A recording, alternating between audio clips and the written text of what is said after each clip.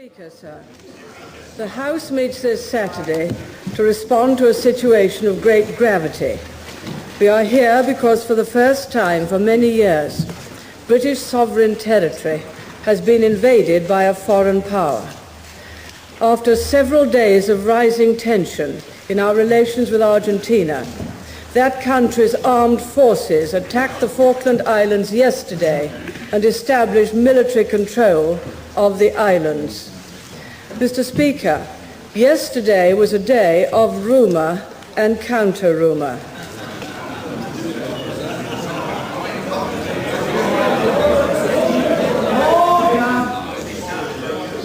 Throughout the day, we had no communication from the government of the Falklands.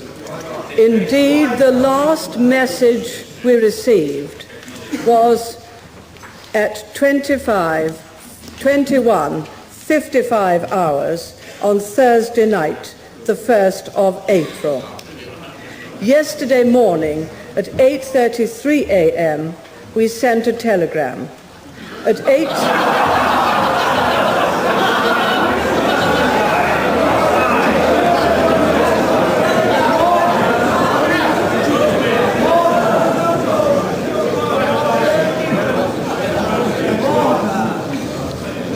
which was acknowledged. At 8:45 a.m., all communications ceased. I will refer again to this in a moment. By late afternoon yesterday, it became clear that an Argentine invasion had taken place and that the lawful British government of the islands had been usurped.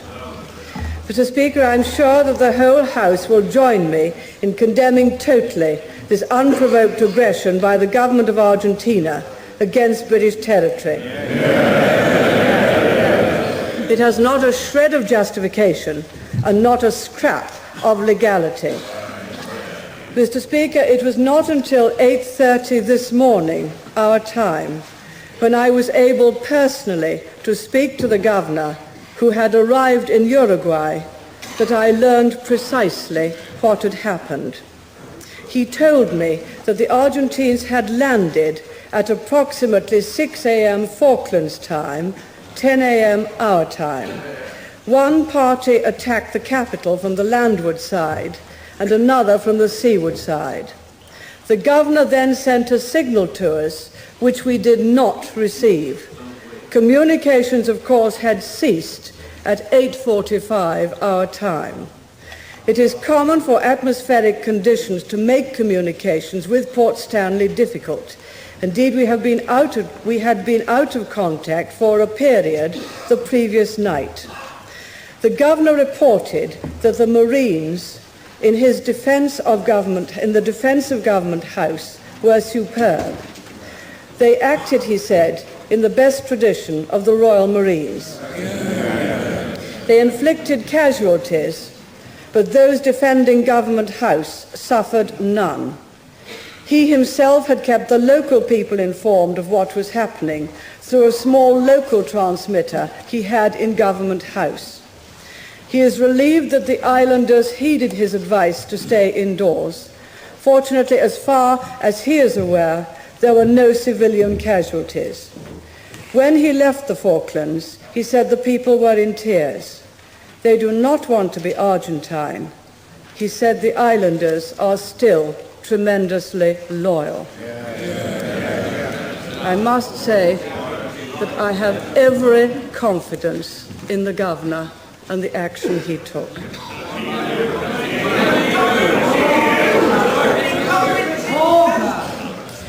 I must tell the House that the Falkland Islands and their dependencies remain British territory. No aggression and no invasion can alter that simple fact.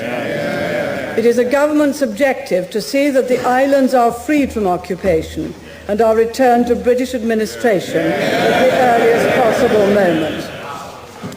Mr. Speaker, Argentina has, of course, long disputed British sovereignty over the islands. But we have absolutely no doubt about our sovereignty, which has been continuous since 1833. Nor have we any doubt about the unequivocal wishes of the Falkland Islanders, who are British in stock and tradition, and they wish to remain British in allegiance. We cannot allow the democratic rights of the islanders to be denied by the territorial ambitions of Argentina. Over the past 15 years, successive British governments have held a series of meetings with the Argentine government to discuss the dispute. In many of these meetings, elected representatives of the islanders have taken part. We have always made it clear that their wishes were paramount and that there would be no change in sovereignty without their consent and without the approval of this House. The most recent meeting took place this year in New York at the end of February between my honourable friend the member for Shoreham, accompanied by 2 members of the Islands Council, and the Deputy Foreign Secretary of Argentina. The atmosphere at the meeting was cordial and positive, and a communiqué was issued about future negotiating procedures. Unfortunately, the joint communiqué which had been agreed was not published in Buenos Aires. There was indeed a good deal of bellicose comment in the Argentine press in late February and early March, about which my honourable friend, the Minister of State for Foreign and Commonwealth Affairs, expressed his concern in this House on the 3rd of March, following the Anglo-Argentine talks in New York. This has not, however, been an uncommon situation in Argentina over the years, and it would have been absurd to dispatch the fleet every time there was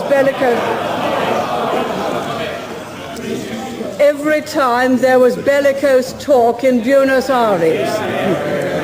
There was no good reason to think on the 3rd of March that an invasion was being planned, especially against the background of the constructive talks on which my honourable friend had just been engaged, and to which the joint communiqué on behalf of the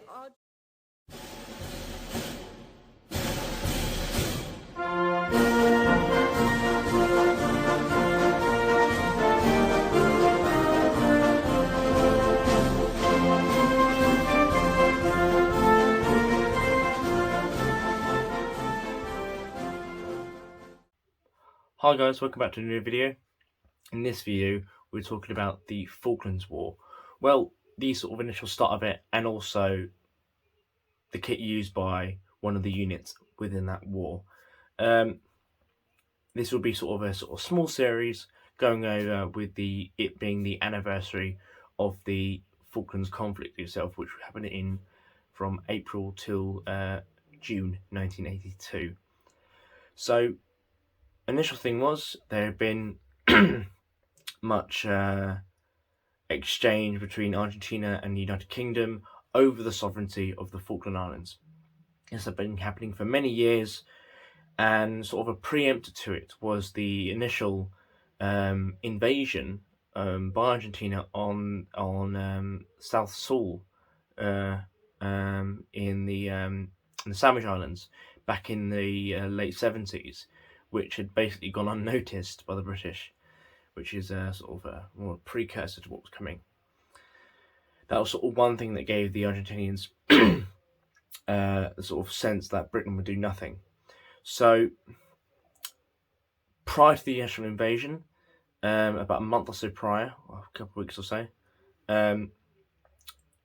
Argentine scrap metal workers landed on South Georgia to fulfill a contract to dismantle one of the whaling sheds there on the island. Apparently there was Argentine Marines aboard, and then there was a ceremony where they hoisted the Argentine flag up in South Georgia, just up the coast from where Grytviken is, the capital. This provoked a response from the British government, and the scrap metal workers were demanded, or there were demands to remove the flag, etc. Otherwise, force would be used to remove them. This sort of sped up plans, because the initial plan for the invasion of the Falkland Islands by the Argentinians was planned for September. So winter storms would stop any reaction force from the British if they proceeded to do so. But this sort of brought things ahead, and it sort of put everything into perspective. So, the night of the 1st of April, 1982, Argentine force was approaching the Falkland Islands from the north. Naval force, with obviously troops aboard, etc. The only Royal Navy presence down in the South Atlantic was the ice patrol ship HMS Endurance, which was expected to be scrapped not long from when this all occurred, along with the majority of the Royal Navy's offensive capabilities, meaning both their aircraft carriers and all of their assault ships, due to budget cuts, etc. In the early 80s, there was much of sort of this still hangering from the recession that had been quite prominent in the 70s. So it was a case of cutting back where needed to be, and the Royal Navy was going to be the hardest hit. So it was HMS Endurance down the South Atlantic. This was another provocation of why the Argentinians thought the British would not really commit to defending of the Falkland Islands. So, as I said, 1st of April, Argentine ships approached the Falkland Islands, and one of their bought from the British Type 42 destroyers, Argentine Marines, I should say, left their ship at around 9:30 in the evening on April the 1st, and landed south, just south of Port Stanley, the capital. They proceeded to move inland and towards Moody Brook Barracks, where they suspected the Royal Marines stationed there to be sleeping. However, they weren't in the barracks. The barracks were deserted, even though the Argentines decided to light it up like the 4th of July. No one was there.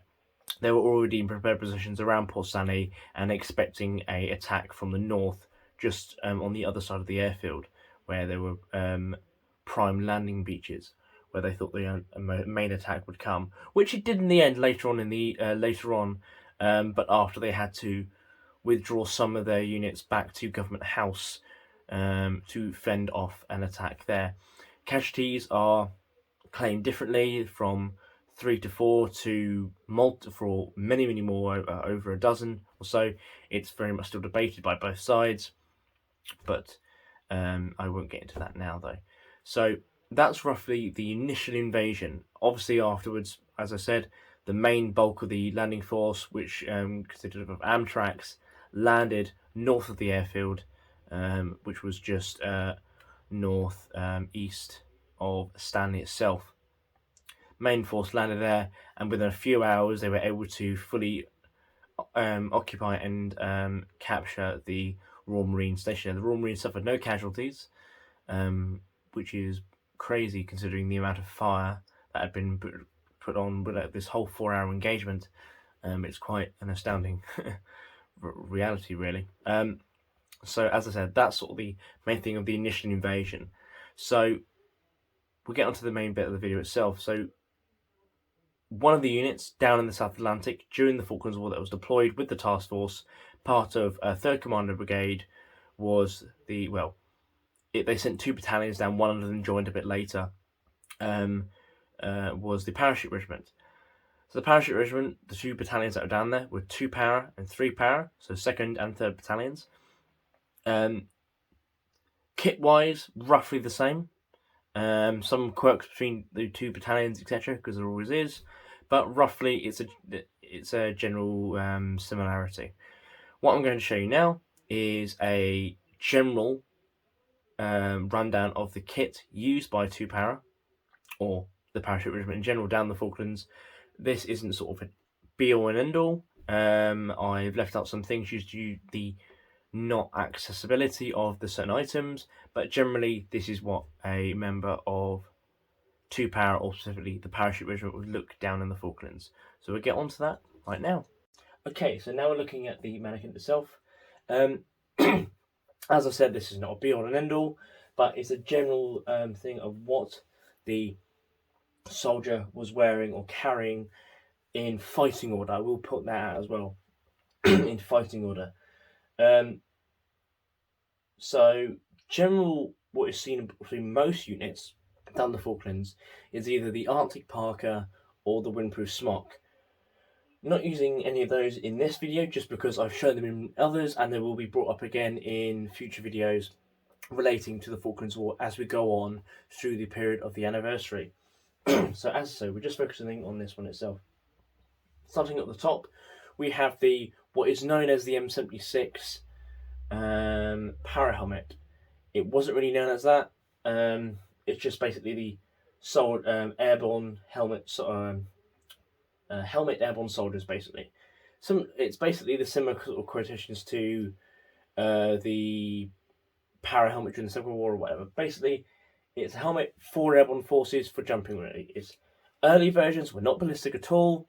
Later on they would be, but generally helmets of the period were not ballistic. It's basically a polystyrene within, say, a fiberglass sort of shell, etc. The cover on it is a Mitchell cover from, well, the American Mitchell cover from the Vietnam War. A lot of these were purchased or gotten when they were down in the South Atlantic from Argentine soldiers. It's a bit of a mixture of foliage and camouflage within helmet covers and that within the paras at this period. But as we see here, it's a Mitchell cover draped over the helmet itself, with a net over that, and then a helmet band to sort of secure it in place. This particular one is of the style with the non-nylon chin strap. So this has the sort of non-plastic key supports for the well, it is actually, so I should say, sorry. It's basically the one that's sort of known as the Falklands Para Helmet. Has the sort of like nylon chin strap arrangement, really, which I think I've spoke about in the TikTok video on this certain subject. This is just some canvas, which is similar to that of what was used on the previous para helmet itself. Some of these are seen though down in the Falklands. Several pictures of these particular ones being worn, not the others, but still the shells are exactly the same. It's just the inner workings are a bit different, but basically the same thing. That's the helmet itself. Underneath that we see the Scrim Scarf. Many different uses: keeping you warm, keeping you cool, depending on sort of the conditions, and if you dampen it with water, etc. If in hot weather, it's very, very helpful. Obviously concealment as well, and general comfort for other things along that lines. Under that, we'll just lock this down, we have the KF shirt, or sometimes known as the Hairy Mary, because it's itchy and very woolly, and yeah, it's a weird kind of thing. And then obviously the wool jumper or woolly pulley. Underneath the Hairy Mary shirt or KF will be all the obviously undergarments, long johns, obviously trouser wise, but vests and things along the lines. Or in some particular cases, especially with Royal Marines, Nordy type shirts, which would then become sort of standard issue later on after the Falklands, which were very, very popular down there. Obviously, a lot of guys before going down to the South Atlantic literally raided surplus stores, camping shops, you name it, from Bergens to belts to boots. They got everything they could, really, depending on what they're allowed to do. But a lot of guys, 5th Infantry Brigade, for example, are carrying like Carrymore or Berghaus Bergens that they bought from places like Silverman's, etc., and other camping shops at the time. And basically, it was a complete sellout along the south coast. So going down from there, we have the main garment itself, which is the DPM parasmock. So the parasmock obviously is something dating back all the way to the Second World War. Obviously, that was a Denison. The Denison was not in service at this point. You see one or two blokes wearing them, mainly sort of officers, etc. Around this period, I think you see one crop up in the Falklands being worn by an officer. That's really it. But generally, this is the smock that is being worn by parachute troops of that period. In DPM print, this particular one is a mid-80s, early 90s example. but it has been altered to be the same as that used down in the Falklands. As I was saying, so similar to that used in the Falklands, and it's basically the difference is there's only one pouch on the sleeve, the sort of dressing pouch. Normally there would be like an admin pouch on the sleeve. That has been removed on this example to make it more accustomed to this period. So we have 4 large pockets, all billowed, really good. I believe this is the same cut as the previous generation, so that's basically that for the smock itself. Obviously, we'll knit cover, obviously, and we'll get around to insignia as we turn it around as well. From the front, also, you can see the 2 pouches for the 58 pattern webbing, obviously carrying the ammunition and the belt itself, and obviously a bandolier which will be carrying 50 rounds of 7.62 NATO for your L1A1 SLR. So I'm just thinking on my words. L1A1 SLR. Obviously, this is for sort of the post-combat kind of period where you would be able to bomb it, or if in trouble, whatever, you'd be able to reload your magazines there, or give to, say, the L4 Brent gunner and the L4 Bren, or specifically in commander units, or say to give to the GPMG gunner if they needed more for their link, etc. But generally, it's a bit more difficult with that.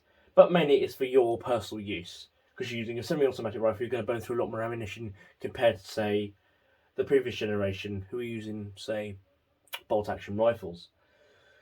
So it's there for that. Obviously, ammunition pouch, as I said, sorry for a bit of rambling on, carrying several magazines for the L1A1 SLR. And now that basically covers roughly the front. Also, you'll be carrying anything in your pockets, really, if it be from rations to a compass to even grenades, etc., depending on what your role was within the section. Let's take it around to the side and we'll carry on. Okay, now we're looking at the side. We can see the field dressing pouch here on the sleeve, and obviously the knitted cuffs, as I said. Jacket has epaulets as well, so for anything that needs to be put on, from rank sides to tabs that show the certain battalion or company or whatever, depending, but those aren't really being worn down in the South Atlantic. Just lift up the sleeve out of the way, we can see the the left-hand ammunition pouch. Obviously carrying the bayonet for the L1A1 SLR. And we see the first of 2 on this particular example, from similar to pictures, and obviously at what was being worn at the time, really around that period of the Cold War. 44 pattern water bottle cover water bottle and cover, I should say. Very popular because, one, you could cook with the cups, unlike the 58 pattern ones, which were plastic. They hanged better on the belt. It was much more easy to get it in and out of here, and just generally a better sort of system, really, than the 58s. A lot of people like the sort of the metal aluminium cups and bottles, etc. Much more to the 58s, and also the carriers were much more better as well. Obviously, fasteners is much more quicker to access as well, just in general. We can see the side here of several, or 3, for example, 58 pattern water bottle pouches, all carrying either rations, mess tins, small kits, etc. Basically replacing the kidney pouches that were worn on the back of the 58 pattern equipment. Just generally because for some guys it was a bit more easier, and those kidney pouches were a bit awkward, the way they closed. The quick release tabs are good, however, because it's right in the centre, there's not 2, the ends tend to bend up or warp, so you lose kit, etc., and they're a bit clunky and they get in the way. These are much more easy, it's much more modular kind of system. You can easily take one off, access whatever you need to do and put it back on, instead of having to undo a whole system of buckles and etc. just to get to some certain kits without having to take it off as well. So it's much more easier with this, really. But it's dependent on preference and whatever your commanding, your company or platoon commander would allow, really, or even a battalion commander at some rates. But generally it's on the company or platoon level. You can also see the side of the poncho roll, poncho being carried. You do see at some points MBC kit being carried, mainly the respirator. But it's really sort of when you get into the fighting around Port Stanley within the mountains, etc., they're not really being carried at all, depending on the unit, as I say. But with guys from 2 para or even 3 para, it's not that much really worn, depending on obviously the type of period of the campaign. As I said, the poncho, so it's up high above, so it keeps it away from the bottom, because with the design of the 58, it hanging below the belt is very incumbent. It puts a lot of weight on the back, and it also gets in the way. Being up here, it gives nice support to the back, actually, as well as being easier to access in quick. That's why you see guys, when they're carrying the NBC kit, excuse me, it's worn above the pouches, above the kidney pouches, and sometimes bungeed in to itself, because it keeps it more packed in, and it doesn't get in the way, and you won't sit on it or crush it or whatever under yourself if you sit down. So that's a really, really good way to store it. It's been sort of hooked round, attached to the top of the ammunition pouches, if you can see, with the clips there, and to the where the entrenching tool would normally be carried. Sometimes you'll see this bit cut off because it interferes with the Bergen. Obviously with the stud, it can dig into your back, very uncomfortable. So we'll go around to the back and we'll show you there.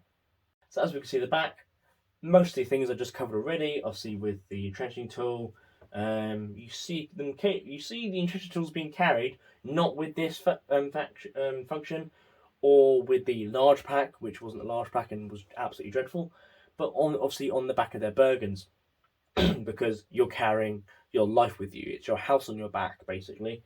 All your sleeping kit, a lot of your secondary warm kit would be in there, socks, etc., etc.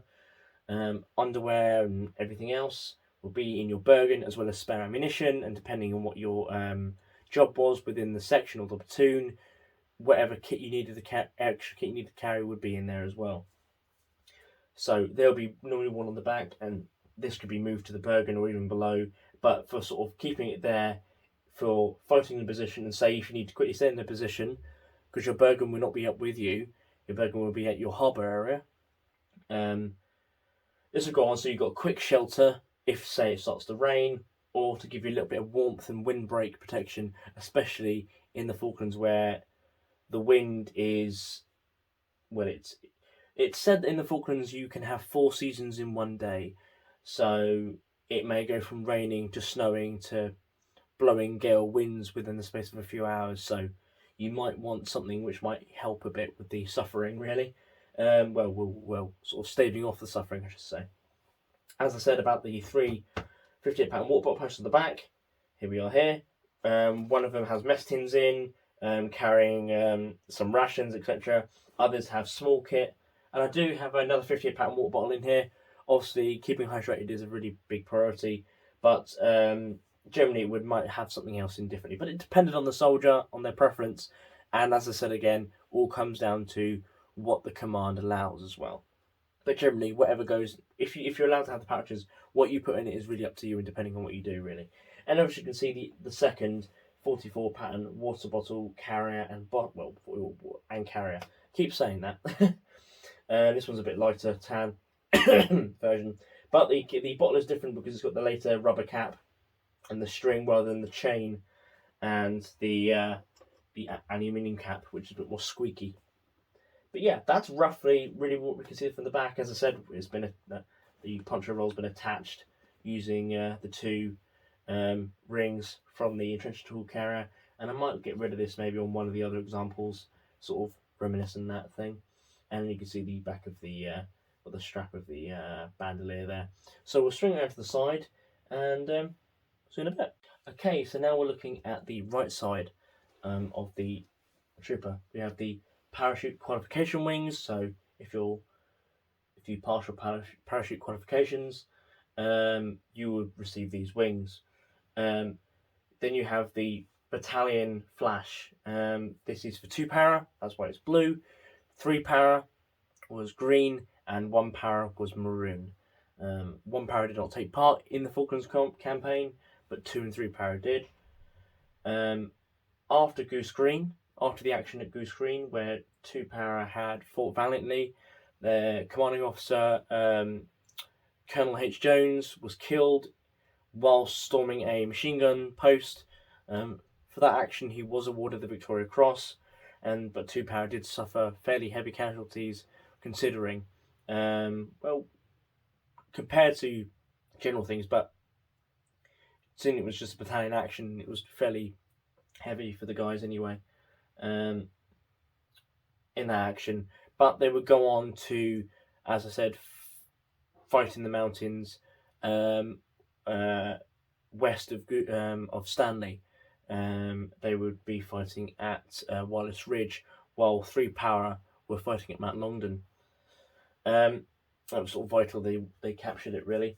And they proved themselves there again. And it was a hard-fought battle, and they managed to capture all their objectives. And the same with 3 Para and all the other units taking part in their night actions over the several nights of that basically phase of the battle itself, and which also obviously led on to the eventual surrender of the garrison at Stanley in June of 1982. But we'll get back to this kind of thing first. As I said, knitter cuffs again, obviously, and as I said, the flash. So on this side, we see the other ammunition pouch. If you can just see that, I think you can. It should be in view. Apologies if some of these things have been out of view. It's just trying to do this is a bit sort of odd with the other sort of things set up, really. But you can't, I really do apologise. But let's crack on. So as you can see, the strap from the poncho roll there. The right ammunition pouch with the Energa grenade adapter pouch there as well, which basically was just a glorified utility pouch for anything that you really wanted at this point. The Energa grenade launcher was in service and very quickly out of service within the space of a few years of the FN FAL being adopted by the British Army, or their version of it, I should say. So it was used for everything and anything. On the last adaptation of the 58 pattern webbing, this would be eventually left out of the manufacturing. But knife, fork, spoon, I don't know, Twix bar, Yorkie for everyone, anything you want really, could be put in there, anything you wanted really. It's that really useful. Obviously you can see the bandolier again. Not really much else really to look at this side, but basically anything can be really carried with the ammunition pouches at this point. From, as I say again, it's all dependent on your role within the platoon or the company or whatever. You could be supplying the GPMG with link for it, or supplying the, for example, in most commando units they were using L4 Brens, the 7.62 version of the Bren gun. You could supply them with ammunition or magazines, etc. You could be carrying more grenades or whatever. It's many different sort of things and roles, etc. Or you could be part of the anti-tank team, which 66 and 88mm rockets were very effective in clearing out defensive positions and bunkers within the mountains around Stanley. They became very, very useful in that regard. We'll finish up here and we'll turn around to the front and we'll wrap up the video. So I really hope you enjoyed that. Sorry if I went off on weird tangents and if I rambled a bit. That's generally how this channel goes. If I got anything wrong, again, please point it out to me. I've tried to sort of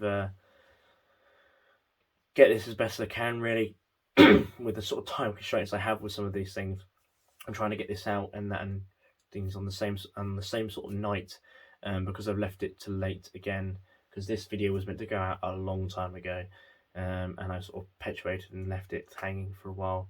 I just want to get some stuff sorted. So again, this is sort of the first in a few videos. I've already covered the Falklands before, obviously, but I want to cover it a bit more in detail, as best I can. This is why I went into a bit more of the history in regards to the Falklands. And again, if I got anything wrong, please be kind in the comments. My previous para of the Falklands video it's my most viewed video, but I absolutely hate it. It's dreadful. It's really, really bad. And the comments show it. So that's just something to sort of reflect back on. So I say again, thank you so much for watching. This is the first video in a short series looking at the Falklands War since it's the 40th anniversary this year, which is crazy, which is absolutely crazy. Yeah, it's 40 years now. Wow. I know a couple of guys who served on there, and yeah, it's puts light on the whole thing really. If you like this and you want to see more of this, please like, comment, and subscribe. Follow on my Twitter or through the podcast as well. It really helps with that sort of thing. Hopefully, we'll be doing a podcast soon on the Falklands. We should be anyway. So that'd be good. And yeah, and also the TikTok as well. I haven't uploaded there for a little while, but I hope to be getting a little bit more into it, just because with work and everything, it's been a bit all over the place and get ready for the festival. It's one of those sort of things. Life gets in the way, and obviously work as well. So, but thank you guys for watching. Really appreciate it, and I'll see you guys in the next one. Bye for now.